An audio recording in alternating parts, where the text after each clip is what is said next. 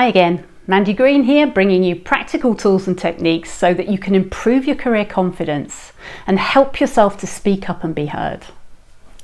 Now then, if you find that you're your own worst enemy when it comes to speaking up confidently, I can absolutely assure you that you're not alone, because there's a really common pattern of behaviour that gets in the way of being taken seriously. And often we don't even know it because it's such an unconscious habit. Now, this is a habit of communication, and it absolutely guarantees that you'll minimise your own value and undermine yourself if you're not careful.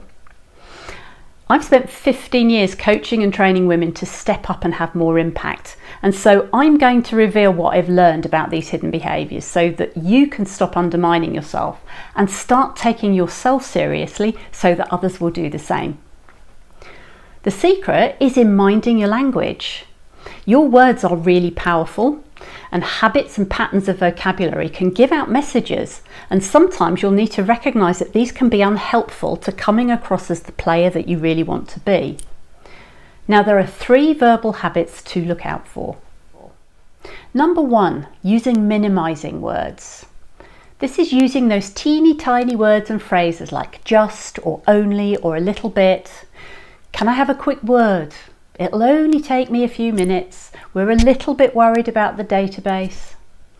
Women are socialised to take up less space, to make themselves small and teeny and unthreatening, and to be nice. But by using this kind of minimising language, what we're actually signalling is that we consider our value as less than, that we are not entitled to take up time or express opinions. So listen out for these patterns and work on substituting the direct meaning of what you want to say.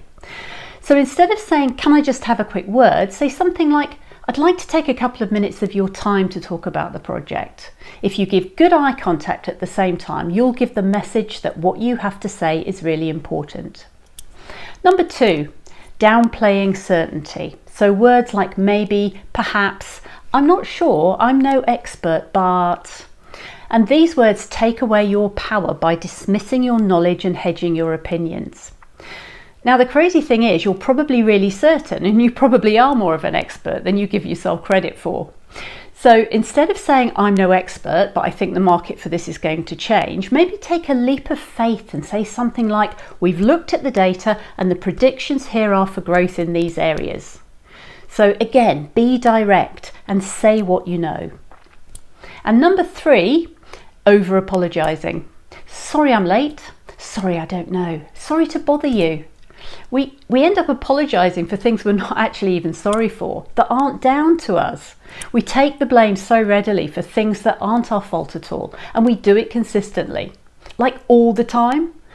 Now, this one is really insidious because by giving the impression that we're always in the wrong, people will actually start to believe what we say, those messages, and they'll think that we're much weaker and less skilled than may actually be true. This is one of the most important habits to practice cutting out, unless of course you really do need to apologise. But next time, instead of saying sorry to bother you, try do you have a minute? Or instead of saying sorry I'm late, try thanks for waiting. Instead of saying sorry I don't know, try okay, I'll find out and I'll come back to you. Doing it this way puts you in the driving seat rather than the passenger seat.